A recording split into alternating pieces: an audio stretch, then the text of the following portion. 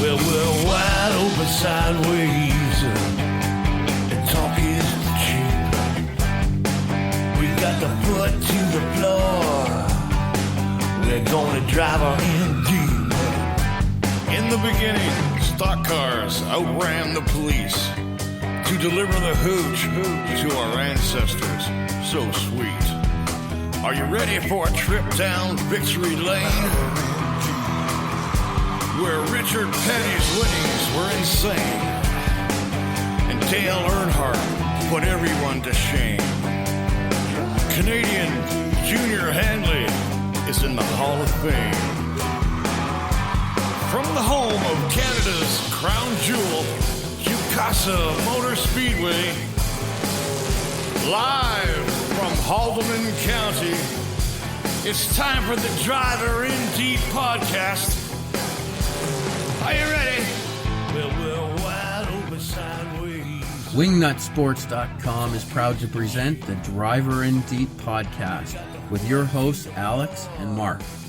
We hope you're all settling into 2021 nicely and looking forward to some great racing this year.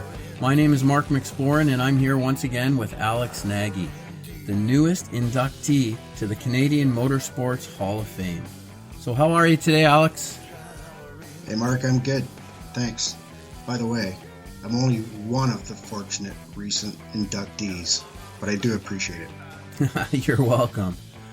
Well, we're about to have our first ever guest of many that we'll have over the course of time on the Driver in Deep podcast. And I don't think we could have made a better choice. I know that we're both looking forward to having him join us, and I'm sure our listeners are going to enjoy learning more about him as well also. Yeah, no question about it, Alex. Can you believe the amount of support and encouragement that we've received after launching our first episode? Well, now that we're officially on Apple, Google, Spotify, and the rest, maybe there'll be more than 5 people listen to us. Well, I'm just glad that we didn't use our faces on the logo for the podcast. Yeah, you got that right. Haven't heard this one before, but we both have a face for a podcast. Yeah, true. There's always a first. Anyway, well, let's talk about our sponsor. We don't have a sponsor. That is true. Last week's sponsor, Reed, as you know, was just a parody. I didn't really think it was that funny. Well, Alex, anyone that knows you is well aware of your lack of sense of humor, I do believe. And we do all have weaknesses, but before you point out any of mine, I would just like to throw it out there that if anyone has a business that could use a shout out on our Driver in Deep podcast in these uncertain times, then hit us up at wingnutsports@gmail.com. We'd love to help you out and give you a plug. Dude, you're a plug. Here we go again. Okay, on the show today, we're excited to have a guest who comes from the stock car side of our motorsports industry. Like we said earlier in the intro, people are going to be excited to hear from this guy. He's got a lot of great stuff to tell us, and we're looking forward to it. Yeah, and he comes from a racing family. He started out as a driver with plenty of success on both sides of the border. He's fabricated cars at a high level for some big teams, managed a successful racetrack here in Ontario while continuing his driving career. And he did it all in a very professional manner and is highly respected by everybody in our industry. Absolutely. In the racing business, and you're somewhat new to the sport, Mark, but in the racing business, and I know our guest will understand this, when you're referred to as a true racer, it's a huge compliment. And our next guest is definitely a true racer. We're happy to have him on our first ever podcast on Driver in Deep, and welcome Derek Lynch to the show. How are you doing today?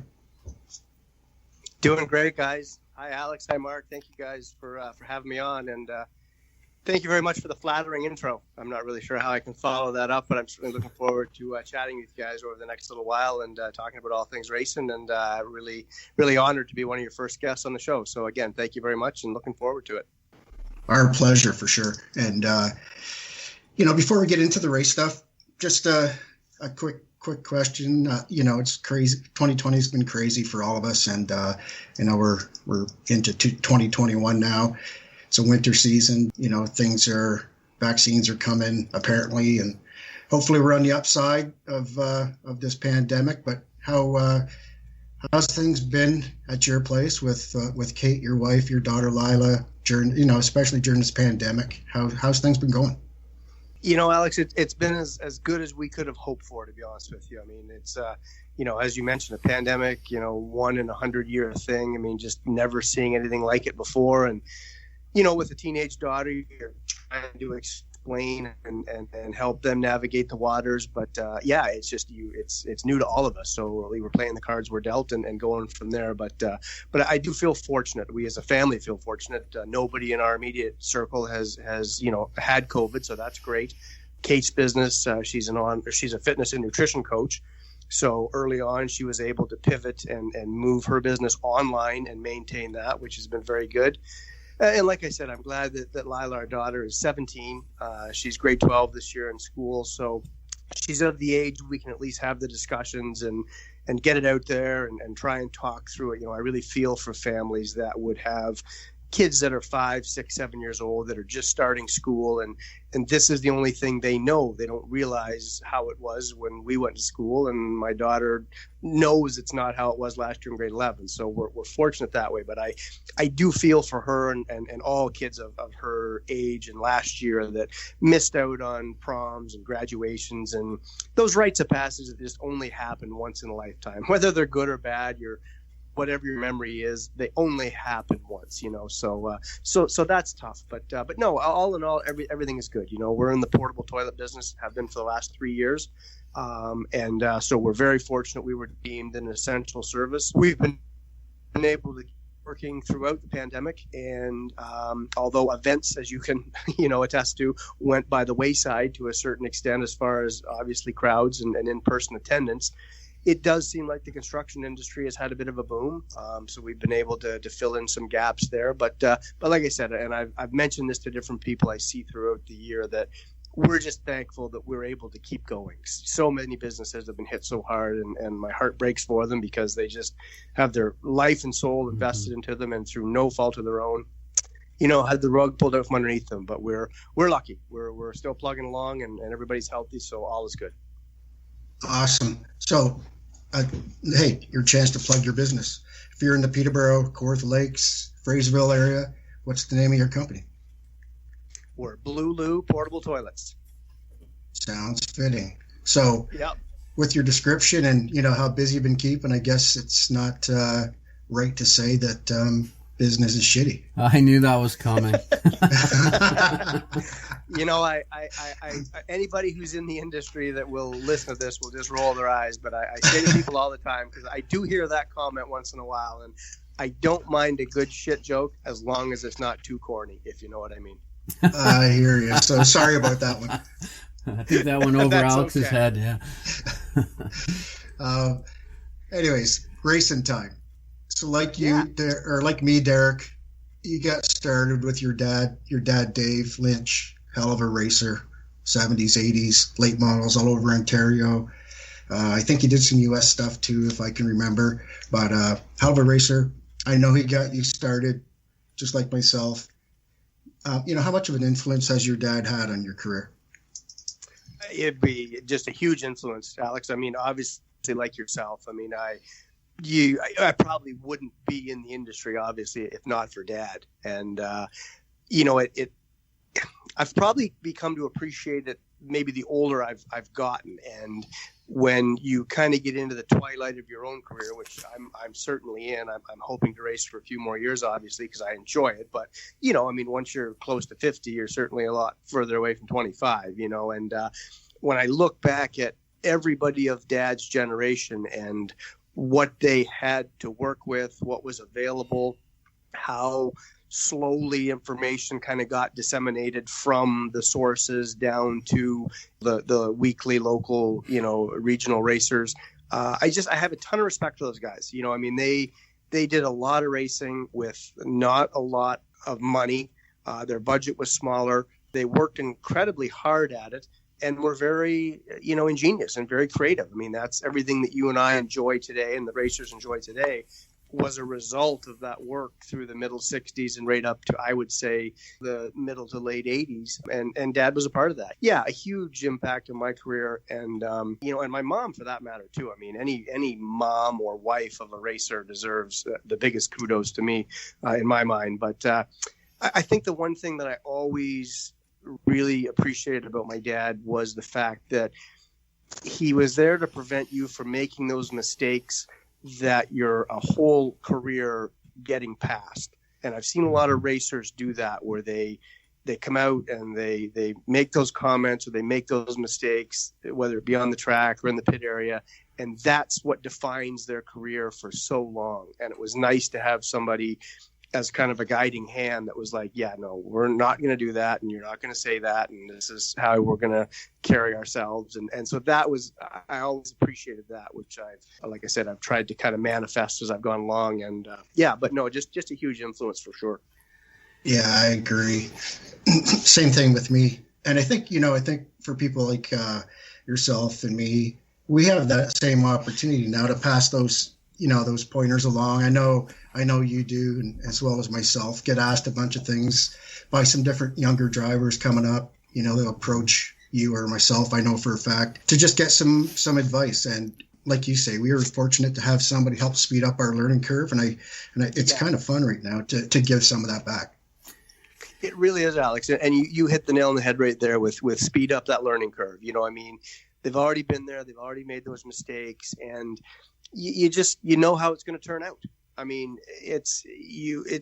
we all put our hands on the glass of the hot stove. I mean, but when you've done it, you know how it's going to turn out. You know what the result is. And in this industry, if you can kind of expedite that curve, it just makes such a huge difference. And when you've got somebody that did the level of racing that Dad did and was as astute as he was, it's nice to be able, as you mentioned, to pass that along to the next generations when they care to ask, because it just really benefits the sport. And I would like to think it benefits them as a racer moving forward. So Derek, going back, I guess about 40 years ago, I think in 1981, you started racing karts. I think by your bio, that would have made you about 10 years old. Can you talk a little bit about racing at that age locally and how that went for you at such a young age? It's funny because, Mark, when I look back now, or when I compare it to today's age, if you're not in a go-kart or you're not in a quarter midget by the time you're 4 or 5, it seems like you're way behind the curve. And at that time, there was a group of us, myself, Jeff Hanley, Pete Shepard, what I call my Pete Shepard, I guess it'd be Pete Shepard II, that were younger guys. Junior Reagan was another guy at that time, and we were all starting off in karting at that time frame and at that age group. And it was great. There's no two ways around it. I remember we had a go-kart when I was 4 or 5, and it was an older kart with a 100cc McCullough on it, a 2-stroke engine. And Dad would get it running behind, and he would stand on the rear bumper, and I would drive it. And I'll never forget, one day we went up the lane for the shop and pulled up on our side road, and Dad fell off. And I was like 5 or 6, I guess. So I went up the road in this 2-stroke kart, not really, first off, realizing he was gone. And then secondly, I finally drove the thing into the ditch, I think just out of mistake, not because I figured I had to stop it. But that, quite frankly, gave me a bit of a scare. And I never really revisited it till 2 or 3 years later. And then by the time I got to be about 9, I guess, I started to ask Dad again about going kart racing. And we were fortunate that right here, just outside Peterborough, a little town called Indian River, had a go-kart track at the time that was owned by a gentleman named Paul Mason, who built MRD, Mason Racing Development Karts, which made a fairly big impact in the karting industry at the time. So it was nice to have that local connection to be able to go and run. But you're right, at that time, there wasn't a lot of father-son combination, so to speak. And we were certainly the only one I had a dad who had raced. So he obviously had background. I shouldn't say there weren't father-sons, because there were, but most of them were just beginning to learn the ropes of motorsports in general. So again, it was nice to have that, that help along the way. And again, I was probably one of the younger ones, I guess, because I would have started off in a junior light. And I want to say most of those kids were in the 13, 14 range. When you're 10 versus a 13 or 14-year-old, it's a fairly big disadvantage or advantage, however you look at it. I was younger, but again, everybody was always quite welcoming, and we had a great time. We raced locally at Indian River when we started off, and then we headed down to Picton, which was about an hour south of us here, just because their club seemed to be doing a little better and more membership and just a better opportunity and a bigger field to race against. And they were great. So it was, I can't ever look at any point of my career and say I had a bad experience along the way. It's always been good. And those karting days were obviously part of that. Yeah. No wonder so far behind guys like you and Shep. These guys all started in karts. I started in 81 too, but I started in the street stock. So these guys, had all that training on me. No wonder these guys kick my butt all the time. I don't want to catch up to do.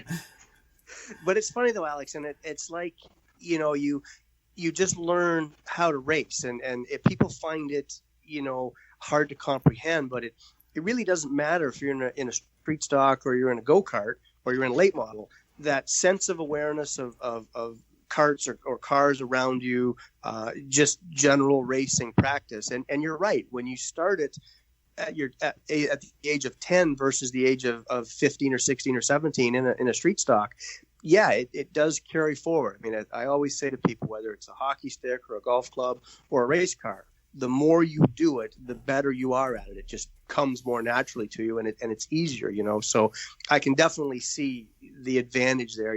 Like I say, it's just seat time, as you well know, Alex. Whether it's no matter the type of vehicle, seat time, you just can't beat it. Absolutely. So you did the kart thing for a while. You raced in Quebec a bunch too, if I recall.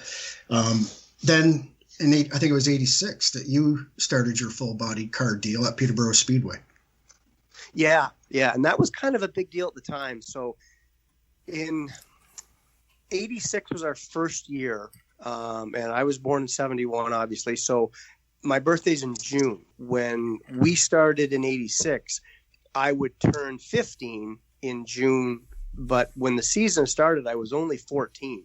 And at the time at Peterborough Speedway, it was called Westgate Speedway. So, Dad was a fairly prolific winner at Westgate. I mean, I'll just put it out there. Anybody that was from that generation, I don't think they'll deny that. And I don't want to sound boastful that way. When I started, the crowd was already split. The people that liked Dad liked me, and the people that thought Dad won too much didn't like me. So you went in kind of with that burden or that support, whichever way you looked at it. And then Art Robinson, who's a name you might remember, Alex, because he raced at Flamborough a little bit as well. Yeah. Art owned the racetrack, and we basically, Mom and Dad signed a note from the lawyer that really excused the racetrack of anything at all. If I got hurt in any way, the racetrack wasn't to blame. Didn't matter what the circumstance or how it went down. They weren't going to take any responsibility for me being 14 and in a full-bodied stock car. So that was kind of the first hurdle. Yeah, so we got started. We bought an older car from a relative of Brian Cathcart's, another gentleman who is a big part of our family racing and has supported racing in Ontario for years. We bought an older sportsman car, and we started off there.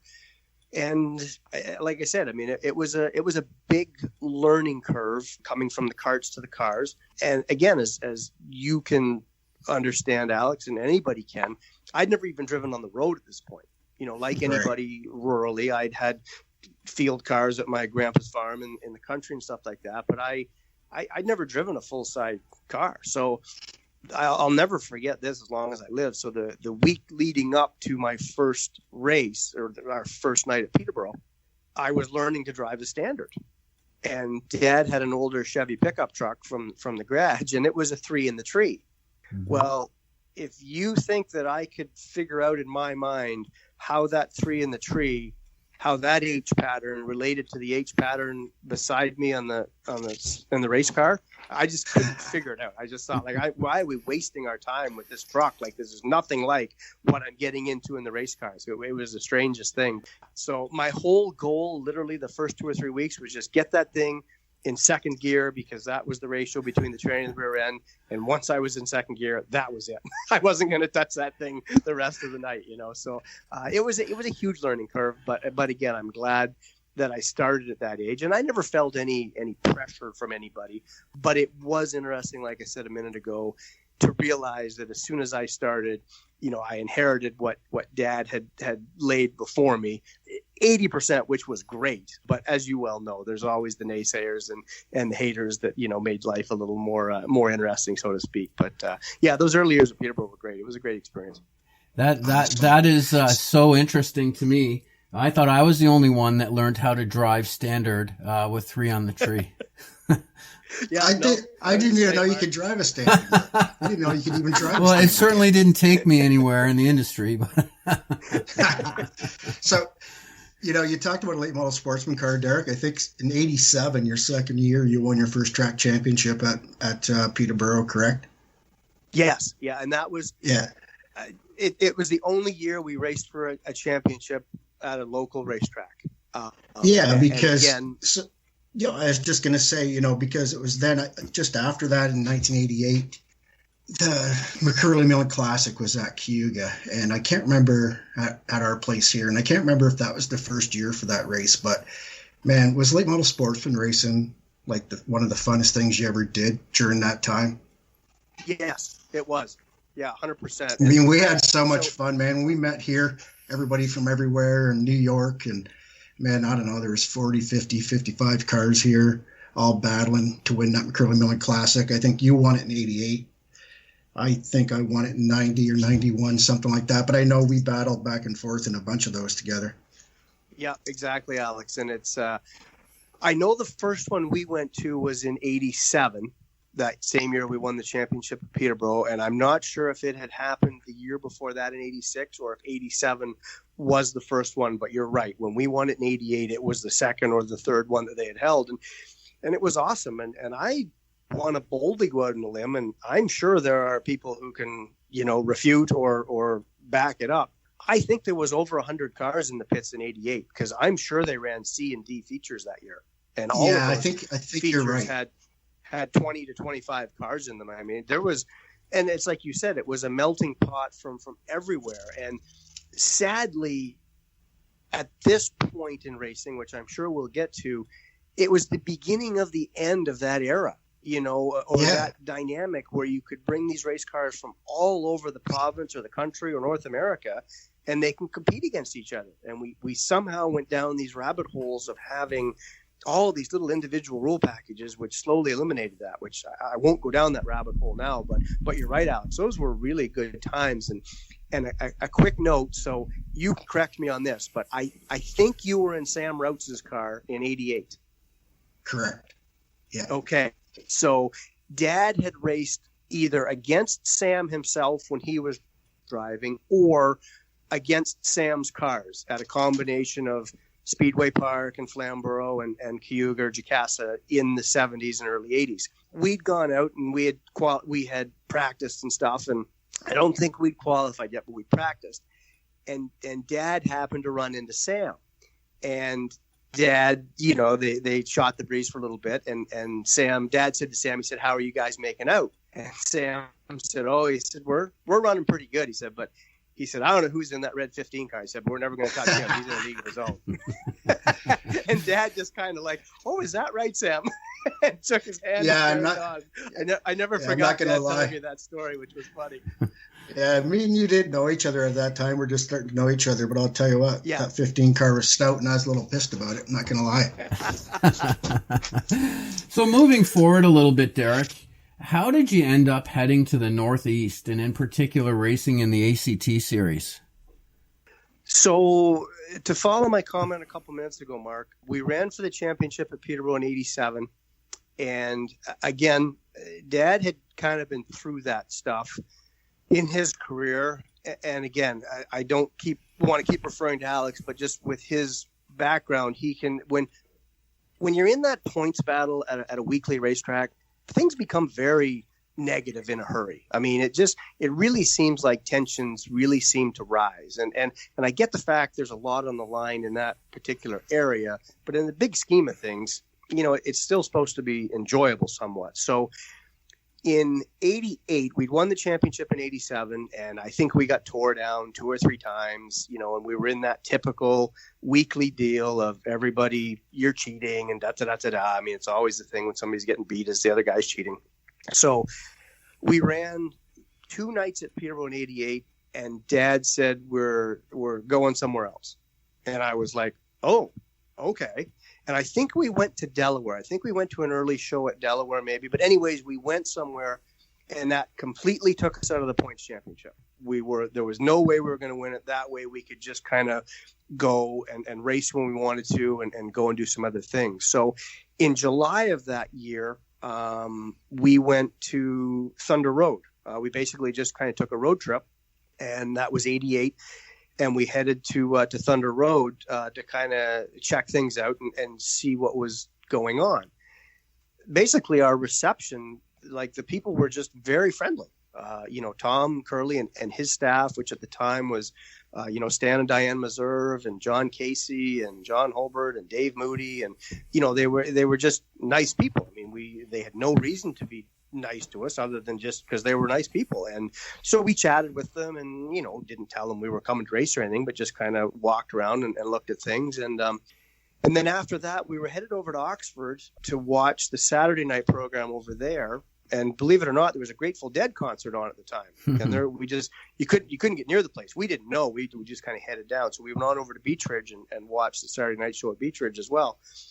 And then we came back home, and when we kind of looked at the big picture, I should say, when Dad did, I mean, I was 17 at that time, it just seemed like ASA was a very big nut to crack. That I think has always been the hotbed of late model racing is in the Midwest. So the technology and the knowledge and the information, those guys are wired in out there. Whereas ACT had just made the transition from the older sportsman style steel bodied cars to what we now refer to as a late model or a super late model. And it seemed like the transition over there might be easier as far as technology went. As far as racers went, I mean, God, they were so deep with talented racers, which I, again, looking back, was so thankful I got to race against. But probably the biggest thing was that we just thought that A, they seemed like really nice people, and B, technology-wise, we might not be as far behind as we would as ASA. And I hate to say it, the trip across Toronto was a big factor. And, to go ASA racing or anything to the West, we had to go across Toronto, and it was always going to be on a Friday night, and the traffic was a factor. So those were kind of the 3 things we looked at. And then as luck would have it, over those next 4 or 5 years, ACT really began to blossom with, the GM Motorsports series. And, they had a lot of great talented racers and a lot of guys from Ontario, went that way at the same time. So it really was a great environment. Yeah, absolutely. And, you say that. The talent pool there is still super deep, man. It's unbelievable. Guys that had come here to the Nationals the past couple of years, from Johnny Clark to, list goes on and on. I know you still stay in touch with a bunch of those folks, and I know you try to help send them our way, and we appreciate that. Hopefully we can do that again in 2021. But as it turns out, that trip to Thunder Road, that was ultimately ended up being a pretty important trip to you in your future, wasn't it? And I'll start by saying, first off, you mentioned Tom Curley, rest in peace. What a great man he was. Thought of as one of the best managers, promoters in the business. Still thought of that today. Owned the ACT series. Did he own Thunder Road? Owned Thunder Road. Owned Plattsburgh or Airborne at one time. Yeah. And when I seen how long you stayed in ACT, I thought, there's a couple of reasons. One, you really loved the series. Or 2, you met Tom's daughter, Kate, and you just kept going back. Which was it? It's funny because, so our first, I'm going to put this out there, Alex, because I've never said this out loud before. And at almost 50, I'm just going to say it. And I won't use the name, but everybody will know. I think Dad and I had gone to Speed Weeks, might have been in 87 or 88. And as luck would have it, we rode back on the plane with Tony Devantney. He sat on the seat beside us. And of course, obviously, NASCAR was just beginning at that time and really taking a hold. And the treatment that we received after winning the McCurley Millen race at Cayuga from the tech man of NASCAR at the time was the whole reason we never even considered NASCAR. Yeah. We just got treated like an absolute criminal. And I love the fact that it was teched. I mean, but we literally took that engine home like it was completely disassembled. And I'll never forget him in disbelief making a comment to one of the other officials, "It's bone effing stock." And he just couldn't believe it, you know? Yeah. And we never said that to Tony. And Tony and I and Dad always had a great relationship and still do to this day. But that was another factor. And like I said, when we went to Thunder Road and we got such a good reception, it just seemed like, wow, these people want you to come and race and they're willing to help you and get your feet underneath you and stuff. So that was a huge factor. And I've never mentioned that until now, but I thought, you know what, I'm going to put that out there, you know. That's a great story. Everybody knows exactly who I'm talking about, you know, so I don't even have to say the name. And it's funny you said criminal. Yeah, you know exactly. I mean? Isn't it, Alex? Exactly. Yes, exactly. Yeah. And I'm sorry, Mark. This is Alex. Maybe you can tell me later. Behind the scenes joke for you. I'll fill him in. Yeah. Yeah. And you know what? And I've heard those stories before, not just from you. And you know, I probably stayed there because I got the opposite treatment, and that's okay. Absolutely. You said something, Derek, that's so important, and you know, we've both been to, you know, several places to race, and almost in every instance, no matter what the racetrack is like itself or how much the pay was or whatever, I don't know about you, but I'm pretty sure I can speak for you. You always go back if you leave there feeling like you were wanted, appreciated. I mean, that's so key. And that doesn't matter what business you're in, but you know, I think that in this business, for whatever reason over the years, it's either been great or terrible.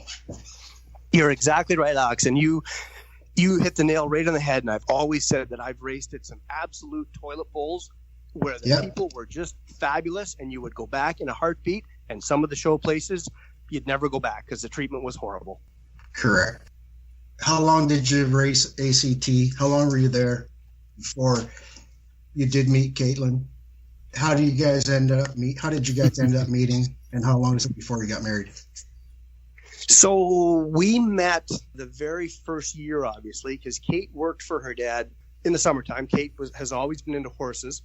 Basically, the way to pay for her horse hobby was to work for her dad at the racetracks. And we met in '89. And we never, we were always friends, I guess.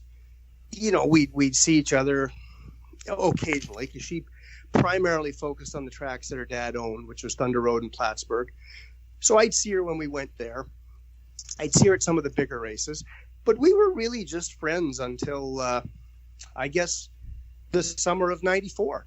Really the better part of 5 years. I always had a girlfriend. She always had a boyfriend. But we certainly always knew each other, and like I said, would say hello, and nothing really became of it till then. And then I guess in '94, and we've told the story before on Facebook. Kate's written stories about it and stuff, but we were there for the 250, and in '94 we'd been having a pretty good year.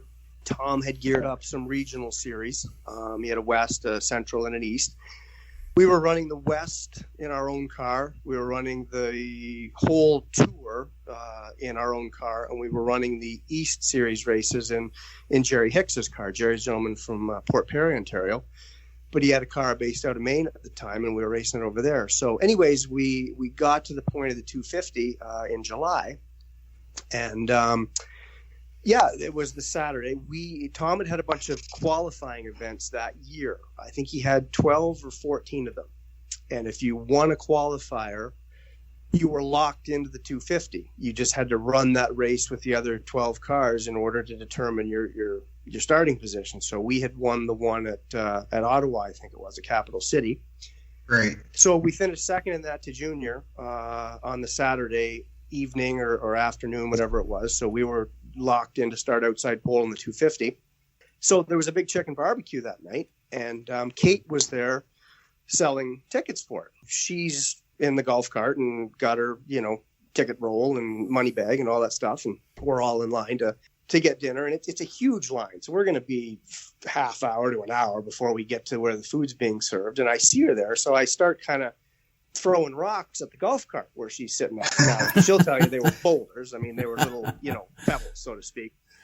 And again, Kate's dad is he's kind of a black or white type of guy. People either really like Tom or they don't. That's just how it is. And Kate certainly wasn't oblivious to that. So her initial instinct is, oh my God, they're going to stone me to death right here in the pits at Oxford Plains. She's like, what's going to happen next? So she all kind of hunkers down the golf cart, and I keep tossing stones. And finally she looks over and sees who it is. We go over and we chat for a little while, and I ask her to, go for a walk or something, and she turns me down pretty cold. And I think I asked her something else, and she turned me down again, So I finally looked at her, and I thought, well, I got nothing to lose here. And I said, well, I tell you what, I said, if I win tomorrow, can I at least have your phone number? Well, she all but spit out her food on the ground. And she's like, if you win the auction, just 50. Absolutely. Yeah, I was just going to say, just before you stay, you're going to win, and it's the Oxford 250, man. Like this isn't Friday night at Westgate. This is the Oxford 250. Exactly, yeah. And so as fate would have it, I ended up winning the next day, and I'll never forget the look on her face. So we were up in the press room, and she walked up into the back of the room, and I smiled and kind of pointed at her as much to say, "Don't go away, because I need to get your number before you leave." So. Yeah, that's a great story, man. I've always wanted to ask you. I didn't even realize it was such a cool story. I just figured it had to be something pretty cool, but not that cool. And what a win that must have been. Is it safe to say that was your biggest win? Yes, I would say for sure, 100%. Well, yeah. I'm not talking about Kate. I'm talking about the race. Oh. No, Kate was your biggest win, but I mean in the racing world. Absolutely, both ways. Yeah, no, the 250 by all means. Yeah, and 100%. And what a crazy run that was, right? So, 1977, one of my heroes, Don Biederman, wins the Oxford 250 in a car that he won the Maple Leaf 250 here with at Chicasa. Then you talked about Junior winning that qualifier in Ottawa. And, as it turns out, I think there's 4 Canadians won that race. There's 3 in a row, starting with Junior in 93, Derek Lynch in 94, and then Dave Whitlock wins it in 95. What a crazy run that was. I mean, 3 awesome racers, man, that I look up to. But what a crazy run that was, 3 Canadians in a row of one of the biggest late model races in North America. Exactly. I mean, it's almost bizarre when you look at it, like you said, Alex, that it went that run of 3 years where it came back home to Canada. And really, other than maybe Scott Fraser having a couple decent runs after that, I don't want to speak out of turn here, but I don't think there's been a Canadian in the top 3 or 5 really since the early to middle 2000s. Last couple of years, Cole Butcher. I think he had a couple good runs, but maybe not the top 5. From Nova Scotia. Yeah, and he'd be one of the few, Yeah. Yeah. So guys, absolutely. No, that's a great story. Go ahead, Mark. Yeah, so I mean, this is incredible hearing about some of these great highs that you've had in the sport, Derek. But just to kind of flip the coin over a little bit, can you tell us a little bit about what some of maybe your lowest moments were in the sport? Yeah, I would say, Mark, really it came the very following year, to be honest with you. We just had an awesome year in 94, and we'd been progressing with ACT for those 5 years, or I guess 6 seasons total, starting in 89 and going to 94. There'd been a lot of Canadian both driving and racetrack input with ACT at that point. yearly we were racing at Mosport a couple times on the oval. We were racing, could be Sauble or Flamborough or Cayuga at the time. And then everything, in Eastern Canada, from Saint-Air to St. Croix to St. Felicien, trips down east to the Maritimes, and then all the Canadian drivers that were sprinkled through there. And again, we were keeping par, and we were beginning to become a bigger factor. And then by the time 93 rolled around in 94, now we were a top 3 to 5 racer week in and week out. 94 was definitely a breakout year. But with the sport, it was expensive, and we had some great partners. There's no doubt about it. Wegner Entertainment and OnSat, which were just thankful to Bill Barr, was a gentleman that was behind both of those programs, and Richard Hamlin, another local guy, because the whole satellite industry had really just taken off at that point. It was the first, everybody had a great big dish in their backyard, and you could get all these channels and stuff. So it was a huge phenomenon. It was like the phenomenon before the internet, quite frankly. So they were helpful, but and I don't think they'd be embarrassed. The most amount of money we ever got from one of those groups collectively was around $12,000 or $15,000. It wasn't. I think a lot of people labored under the illusion they were $50,000 to $100,000 deals, but they weren't. So that was the most we ever got combined. I think was around 15 in 1994. The cost was just becoming a lot. It was continuing to go up, and travel was going up. My dad was getting to a point, he and mom always operated a repair shop and service station. They were kind of wanting to get done with that. Dad and I had talked, and I wasn't really interested in moving forward to be a mechanic and repair cars. Just wasn't my thing. So that had been our source of income. I certainly helped there and did whatever I could, but that had been what had been supporting our racing. And again, to everybody in my generation, you just did all the work yourself. Other than maybe build our motors, we did everything ourselves, whether had to reclip a car or rebuild rear ends or whatever to try and maintain the cost. So with 94 kind of being the penultimate year, and then we began to see the writing on the wall for poor Tom as well. Things were changing in Canada. CASCAR was gathering more momentum. I think Canadian business and Canadian corporate wanted to keep that money in Canada, which is understandable. So Tom was, left at a point where he was going to have to kind of reconfigure the tour. And a gentleman who I had mentioned earlier, Stan Meserve, he built race cars from Maine. Distance Chassis was the name of the business, and Jeff Taylor carried on with it now, who worked for Stan for years. Stan came to me about midway through the year, about July or August, and he said, another young lad from Maine, Andy Santerre, is leaving the Mike and Pam O'Connor Bush North ride at the end of the year. And he said, I've thrown your hat in the ring. Would you be interested? And I'm like, well, yeah, absolutely. This is the next step. It takes the burden off our family team. And, I'm going to go drive for somebody else. Full deal. Cool. So it was, so I signed on to do that. At the same time, Kate and I were dating. So we moved to Augusta, Maine together. And that's where O'Connor GMC, their dealership was based out of, and where the race cars were. And so I think I moved there in January of 95. And about a month or 6 weeks in, the gentleman who was the crew chief, and I hope I get this right, but his name was Danny Chipman. He was a wonderful man. His wife got sick. Unfortunately, rest in peace, I believe she ended up passing away. But he stepped away from the team. And I'd never seen a truck arm before. I'd certainly never seen a 72 Chevy pickup truck, and I'd certainly never seen a truck arm, trailing arm on a race car, so right. The Bush cars at the time were completely foreign to me. I never worked with a steel body. I never had to have templates. We had heights here and there for roofs and spoilers and noses, but certainly no templates to speak of. So it was just very overwhelming. And then when the gentleman who was kind of in charge, he had to step away, it really was a tough deal. So we just started building a new car. They had a couple cars left over from Andy. And we worked away, and some of the other fellows that were on the team, they stepped up and they tried to do what they can. But really, I was kind of the full-time guy trying to figure it out as we went. it just didn't go very well, quite frankly. I mean, I can't Sure.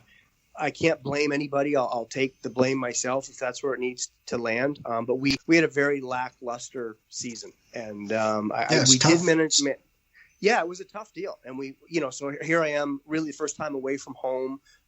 Kate and I together, race team that's kind of a little dysfunctional. We just New did the series, best we new could. car. Yeah, exactly. Absolutely. Didn't know any of the people. We'd spent so much time with ACT, and I certainly knew the names over on the North Series, but didn't really know them. Yeah, so we battled all year long for Rookie of the Year, and it was a great battle between a fella from Virginia and I. Brandon Butler was his name, and we had it right up until the last race at Lime Rock Park on the road course. And I think with about 10 or 15 to go, somebody and I got together and I spun. And anyways, we lost the Rookie of the Year deal by about, 8 or 12 points, just enough to really put the crushing blow on that whole deal, And I'll never forget. I mean, it was alongside the road, and Mike O'Connor and his wife Pam, but they were and they are wonderful people. But I'll never forget, alongside the road, I was coming from the shop. Mike was headed there, and I was like, "Yeah, Mike, I'm done. I'm going to carry on." It was just, it kind of needed to be said, but it didn't. I mean, we both just realized it just didn't work out for whatever reasons. And yeah, that was probably a very low point, Mark. Because we'd gone into it riding such a high with such great hope, and it just never materialized. Yeah, it's a chance, right? To, like you say, going into the ultimately the third tier of NASCAR, and it just goes to show. I mean, it doesn't take much to be off, and once you're off, it doesn't take much to get shoved aside or just doesn't work out. Especially, and I've come across it a few times before. When you're used to running at the front, man, it's so hard to go back to not running at the front, and it gets frustrating for sure. Yes, it does, Alex, for sure, and especially when we were around fan-wise, and there was some cross-pollination between ACT and Busch North at the time. We were around people who were just a year before. We had kind of been, I'm not going to say king of the hill, but we could compete. They knew we were there week in and week out. And it was very humbling. There's no two ways around it, Yeah, for sure. Yeah. So the Busch North thing peters off. I don't know if we've ever talked about this, but how'd you end up going south? You always built your own stuff, of course, like myself, and you fabricated. Your dad was the same way. I could see why they would want you to go down there. You become a fabricator. You're at, I think, Bobby Allison, Darrell Waltrip's shop, Earnhardt Incorporated, Stavola Brothers, I think was your last trip down there. So how'd you end up going down there? Was that something you looked for? Did it just come about through a contact? What happened there? No, I kind of looked for it. So when O'Connor's and us parted ways at the end of 95, at the time in the Northeast, NRP Race Cars, which was owned by Dick Lines and Steve Henley. Dick Lines was a great racer himself, but he got a lot of notoriety as crew chief for Robbie Crouch through the middle and late 80s. They just won a ton of races. And then Dick had started and Steve had started the chassis building shop in New Hampshire. I think probably through, he's never told me, but I can put the pieces together. I think through some kind words from Robbie, who was always a great supporter of mine. Dick Lyons came to me and said, would you be interested in coming to work for us over at NRP, and maybe, we can put something together for you to race. So I said, sure, that sounds like an option. I mean, I'm already here. And so for the winter of 95-6, Kate and I moved over to Conway, New Hampshire. I went to work for NRP. Dad would come down whenever he could, but I built race cars for Dick and Steve during the day. And then at nights and weekends, I worked on building my own Busch car. And Dick and Steve were very generous as far as chassis and stuff like that. I mean, they provided materials and whatnot, as long as I did all the labor and whatnot. So, but it dawned on us pretty early, about the first race of the year at Lee, that we were financially in way over our head. We just couldn't. This wasn't the type of deal at that point in time where you could do it out of your own pocket. You had to have some kind of support. So, I looked at Dad and I said, what, this car is brand new. It's all together. It's not wrecked. I said, let's try and sell it. So I think we had actually qualified at New Hampshire at Loudon. It had rained out. I sold the qualified spots to one of Jimmy Spencer's brothers, I think Gary or Paul, one or the other. And we ended up selling the car to a gentleman out of New Hampshire so he could carry on. Then I continued to work with Dick a little bit more, but I kind of thought, well, I'm just kind of spinning my wheels here. This isn't really, I don't have an affinity or a burning desire to build Bush North cars. So I said to Dick, I said, I think I'm going to kind of move on, and probably make another plan. At the same time, kind of the stress of it all, it certainly take its toll on Kate and I. There's no doubt about that.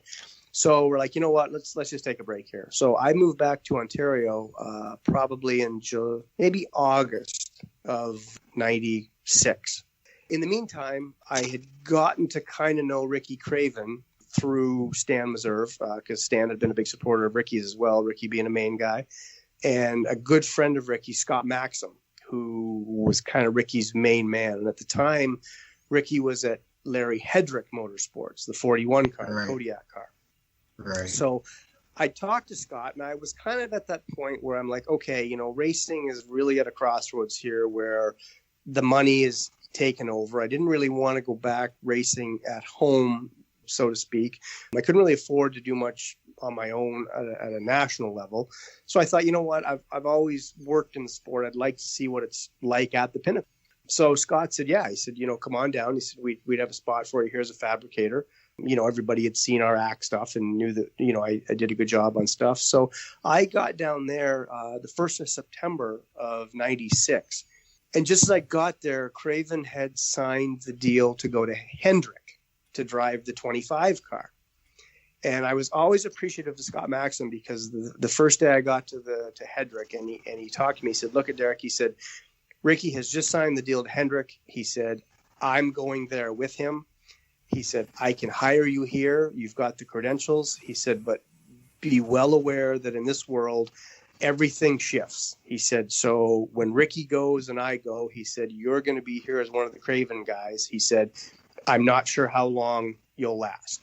And I'm like, you know what, Scott, that's good advice. I appreciate that. That's fair. So the only other person I knew at the time was Steve Levitt. And Steve, at that point, had left Hendricks and was over doing in-house cars at Bobby Allison's.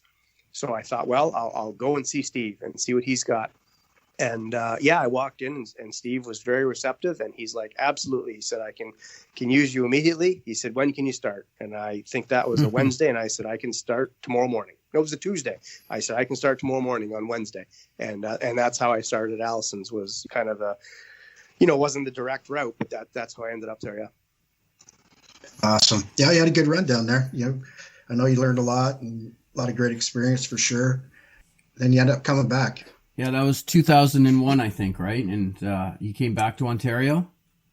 Yeah, and I did. I met a lot of great friends down there, and the knowledge was unbelievable. Fortunate to this day that I can still call so many of those people and run things by them and just shoot the breeze, but pick their brain because that's all they do, So it's great to have that at your disposal. But we got to the point that we had a great run with Bickle at Waltrips in 97, I guess it was. We finished second in the truck championship and won 3 races on the series then.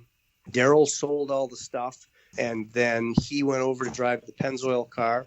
And I tell you, there's kind of a sobering fact in here. So Darrell sold everything to Tim Beverly, and they closed the truck shop down and disbanded that team. And I stayed on along with the crew chief, Dave McCarty, and we went over to work on the Cup cars.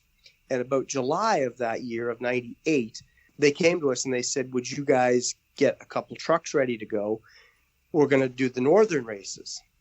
And we kind of looked at him and said, sure. And I said to Dave, what do they mean by the northern races? And he said, well, they're going to go to Loudon, they're going to go to Milwaukee. And I said, okay.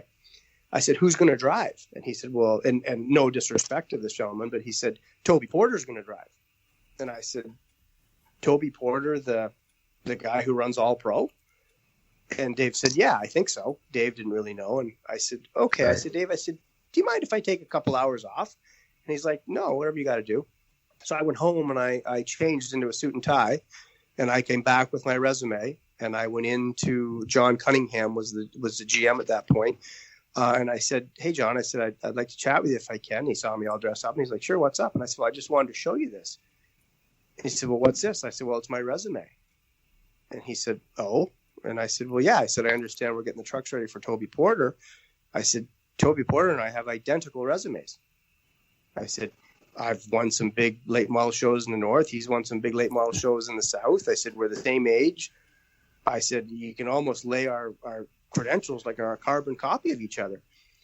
And he kind of you're there. And he looked at the ground. And I said that out. I said, and I'm an employee. I'm an employee of Gerald Waltrip Motorsports. Well, and I'm like, well, no. I said, I'm just curious, you know. Well, Toby's bringing $300,000 to the deal. Yeah. And right at that point, I'm kind of like, okay, that was the beginning of the threshold that we've crossed over into now, you know. And it was a real eye opener, you know. And at that point, it really kind of changed my whole outlook on big time racing. I hate to say it, you know. It was really becoming a pay to play type deal. Not that it didn't take means before, but it was really out there now, you know. So anyways, I got done there, and Daryl had gone up to drive the Pennzoil car for when Steve Park got hurt. And I had been doing interiors, like putting all the seats and gauges and mirrors and stuff in. So Daryl asked me if I would come up and do that at DEI for those 6 or 8 races that he was up there. So I went up and did that. And then when Steve came back, I was kind of one of Daryl's guys. So then I ended up back over at Stavola Brothers. But yeah, at that point, I could see that, you know, you were either going to sign in at a Hendricks or a Gibbs or a Roush, and you were going to work in this particular area, and you were going to build front clips all day, or you were going to build exhausts all day, or you were going to build airboxes all day. But at the end of it, and I don't mean to take any of the mystery away from people, but you might as well just have been on the assembly line at General Motors. You know, not that isn't great, but I didn't want to do that type of repetitious stuff all the time. I mean, I kind of liked it on the smaller teams where, you know, you got to do a little bit of everything every day. Yeah. But, you know, those guys were dying. So I finally decided at that point to move back home. That would have been in the early, I guess, late 2000, beginning of 2001. Yeah. So, you know, you just come back, you start racing again, of course, with the family, and kind of picked up where you left off and dabbled around a little bit. And then 2004, I think it was, you started as the manager promoter at Kawartha Speedway. I think you were there until 2014? I was there 9 years, 2012, Alex. Yeah, it was 9 seasons. Yeah. So, Dad and I just seemed like I'll bet you it felt like a natural fit. Well, it didn't, and I'll tell you why. So when I came back home, Dad and I had a repair shop and a car lot for 2 or 3 years, and it became apparent to both of us why I hadn't wanted to take over the first business and why he'd wanted to retire. So we thought, well, we better do something different. So Kate was pregnant Kate and I are back together at this point. We were married in 2000, and Lila was going to be born in 2003, and this would have been the winter of 2003. And I'd gone back down to Vermont to help Brian Latouche and Carl Osha were crewing the cars for Mike Stefanik on the North Series, the Burnham Boiler car. And I was working with them to get those ready to go. And Brian Cathcart called me, and he said that Skip was wanting to get the racetrack reopened and that my name had come up as somebody that might be interested in managing it. And I thought, well, you know, I mean, it's racing and it's at home and it's full time and it's, you know, I could probably be interested in that. So I began talking with Skip through the winter of 2003, and we finally came to a deal, I guess, in March of 2003, and then March of 2004, and then we opened in May of 2004. And gotcha. I guess the best thing was that I had Tom to draw from without question, you know, and all those years with ACT. I mean, I really got a firsthand, you know, in-depth education on how to run successful events because I was a part of them. But it was, and then just having Tom's behind the scenes knowledge to draw from, you know, it's like Kate and I said when we started in 2004, I mean, we kind of started with stuff Tom was doing in 1985. And, you know, we kind of laughed like we're good for 20 years here. We got 20 years worth of material, you know, before we run out of stuff. So it was very good that way. But it was, and I'm betting you can attest to this, boy, it was a real eye opener being on that side of the fence. Oh, yeah, absolutely.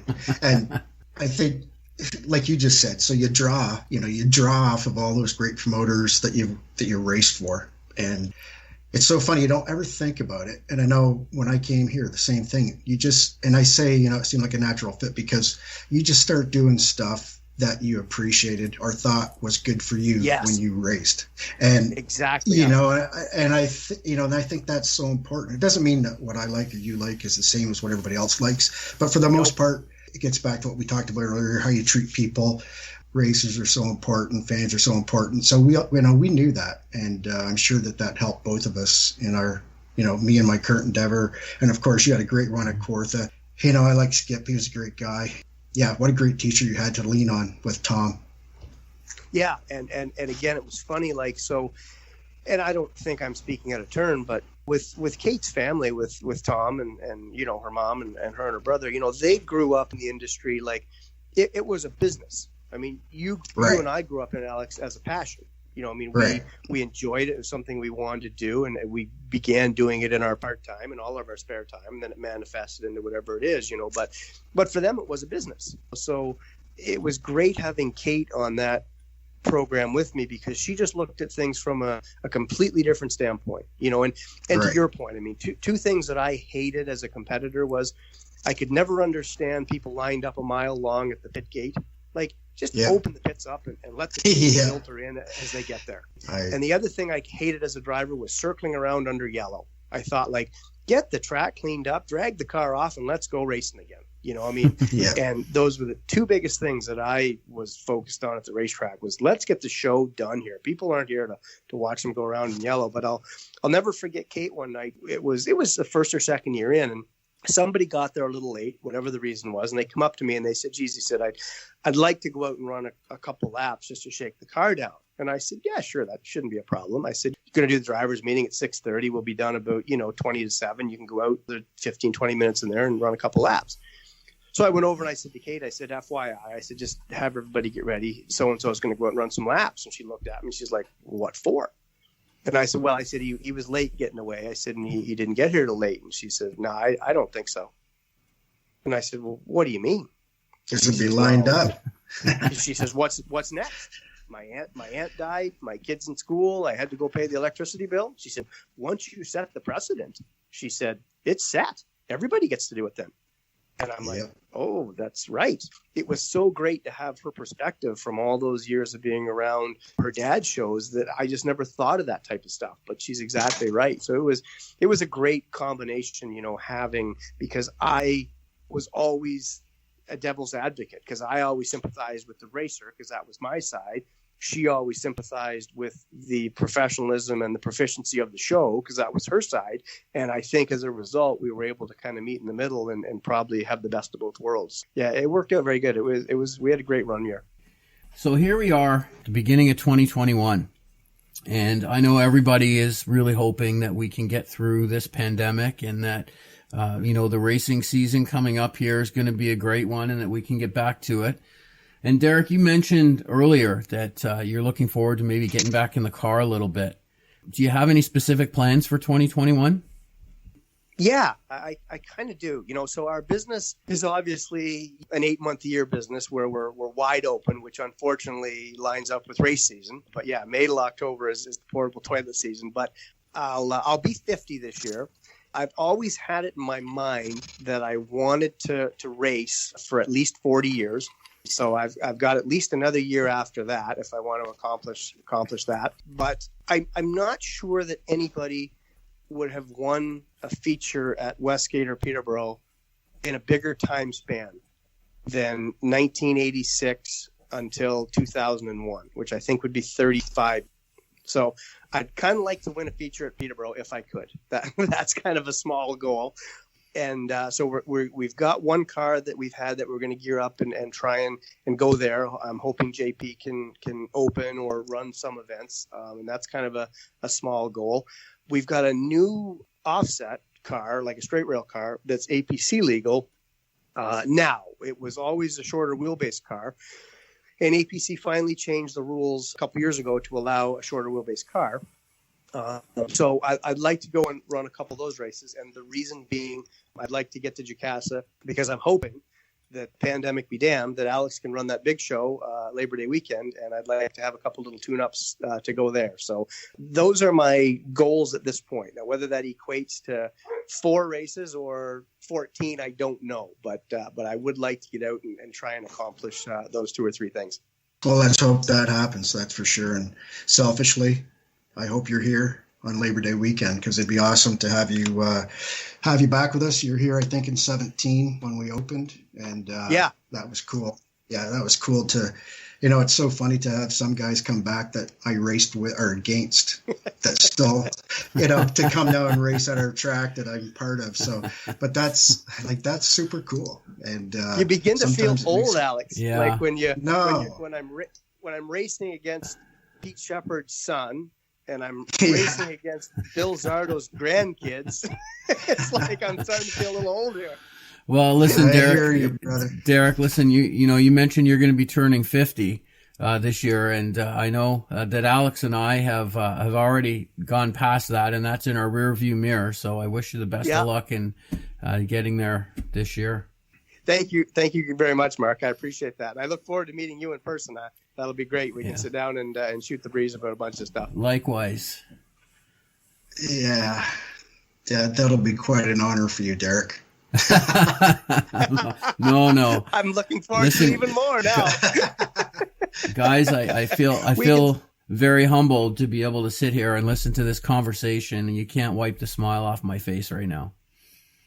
Well, that's awesome. And I certainly appreciate the airtime. And I mean, I don't want to bore people. I mean, we could go on all night about stories, but everybody's got them, but I'm with you guys. I'm just hopeful that, racing, we can get back to what we had last year. And I know I talked with Adam Ross and Clinton on their show there once this summer. And, I'm not sure how some people took that, but I think my takeaway from that was I don't want people to drain all the wells, because this is a financially and a sponsorship driven sport. That's just how it is. There's no sticking your head in the sand about it. You have to have the means to be able to do it, or you have to work incredibly hard to do it. And when we were trying to run events this summer at all these racetracks, I just thought, boy, like this money is coming from people that we rely on to keep the cars on the tracks. And how many times can you go to the well? I mean, you want to stay relevant, you want to stay current, you want to stay at the front of people's minds, but it's such a